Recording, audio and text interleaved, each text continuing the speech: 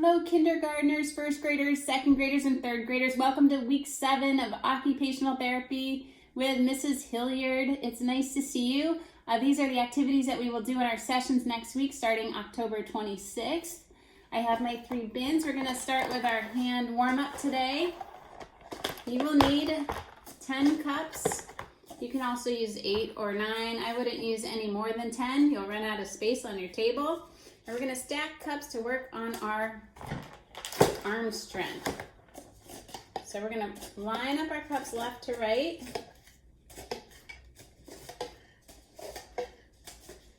I'm going to run out of space here. There we go. And you're going to take the last cup and put it down in front of you. And then as fast as you can, you're going to stack the cups. So we are working on those pronators and supinators in the arm, turning that thumb up and thumb down, shoulder strength, using a stabilizing hand, all those good things we need for writing and cutting. So when you're done with that, you can line up your cups left to right with the open side down.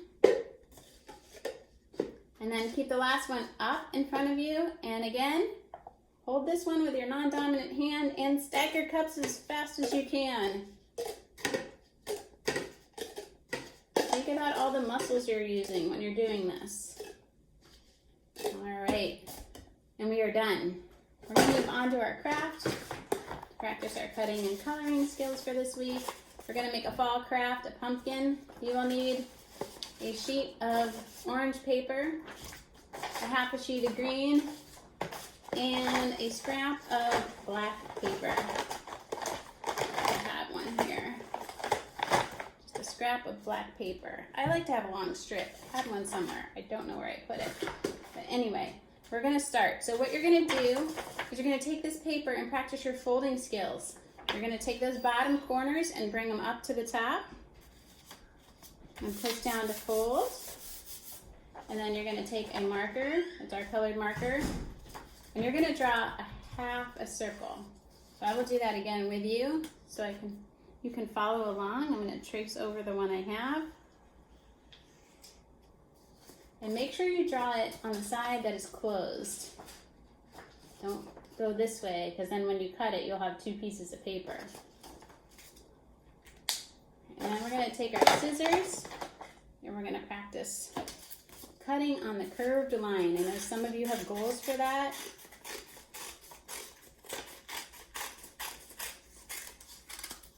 And then when you open your half circle, you should have a pumpkin. We're going to move on to our green sheet of paper. You'll need that black marker again. And you're going to draw 4 vertical lines, or lines down. 1, 2, 3, 4. You want to try to evenly space those. And then we're going to practice cutting again. So staying on that line. Don't cut too fast. You'll rip the paper.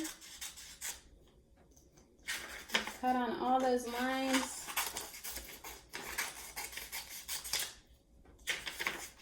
Make sure your thumbs are up when you're cutting. Do not turn your thumb down.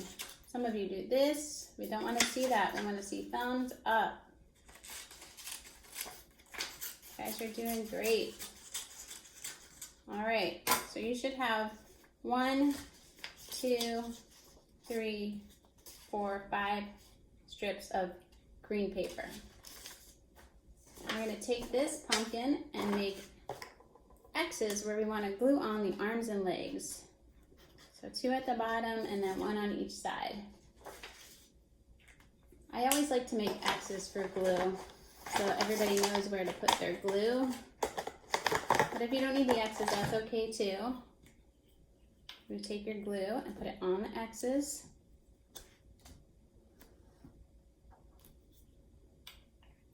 And then glue on those strips of paper right at the end so they look like arms and legs. And then you should have 1 green strip of paper left. You don't need the whole thing, you just need the end for a stem. So cut a little stem and you're going to glue that on top.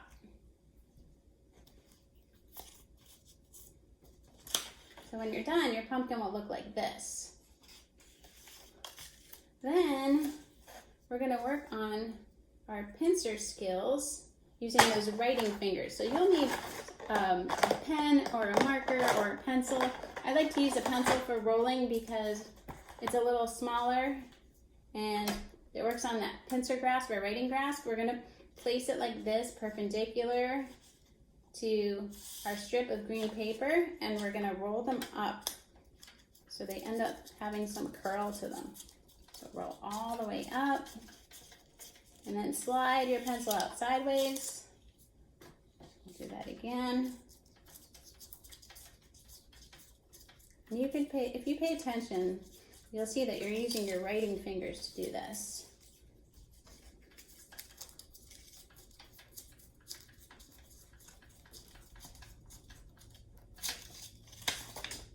It'll be curly like that.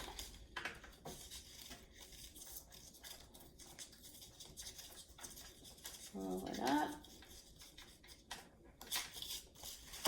When you're done, you'll have some curly arms and legs for your pumpkin guy.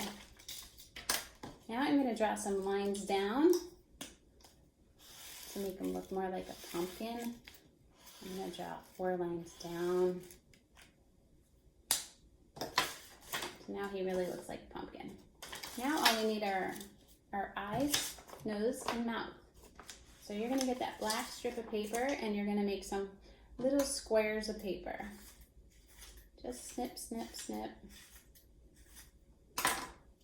And then you're going to glue them on to make an eyes, a nose, and a mouth. So some of you might need X's. I'll do that just so you can see how to do it. Some of you don't. Some of you can just make a face with those little squares of black paper.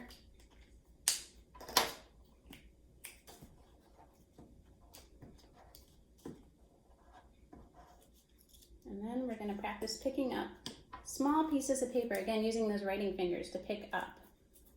And we're working on our visual spatial skills, visual perception skills, motor coordination, following multi-step directions, all kinds of good things this week.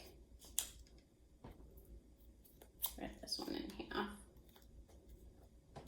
When you're done, you have a pumpkin guy. So I made 2. This one's a little better. My squares were a little more even. So now you have another craft to add to your collection for the holidays. And if you don't celebrate the holiday, it's a nice fall decoration. All right, so if you are in kindergarten, 1st grade and 2nd grade and 3rd grade, you are practicing writing your name or a sentence. So I have a poem here. I'll read it to you. And when you work with me next week, we'll copy all or just some of the words, or you can make up your own sentence. So it's, I'm a little pumpkin, orange and round. Here is my stem. I grew in the ground. When I get all cut up, don't you shout. Just open me up and scoop me out.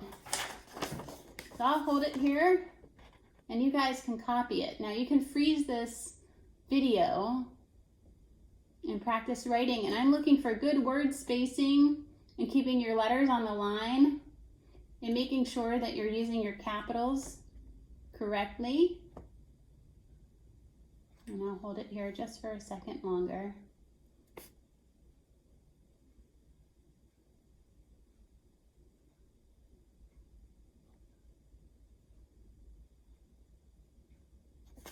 All right, nice work, guys. You're all done with bin number 2. We're going to clean up everything and work on shoe tying. You guys are doing really good with this, so keep up the good work. So number 3, I have a tennis shoe. I made sure that I have a hole at the top that is not laced. And we are going to plug in for our adaptive method of shoe tying. You should have your 2 bunny ears. Make sure you don't pull them all the way through. I see a lot of you guys doing that. Just a little bit, just to anchor your laces. Pull them up, pinch in the middle, make that X, look for that X. There's a space down below. Take the one that's close to you, down through the tunnel, pinch and pull.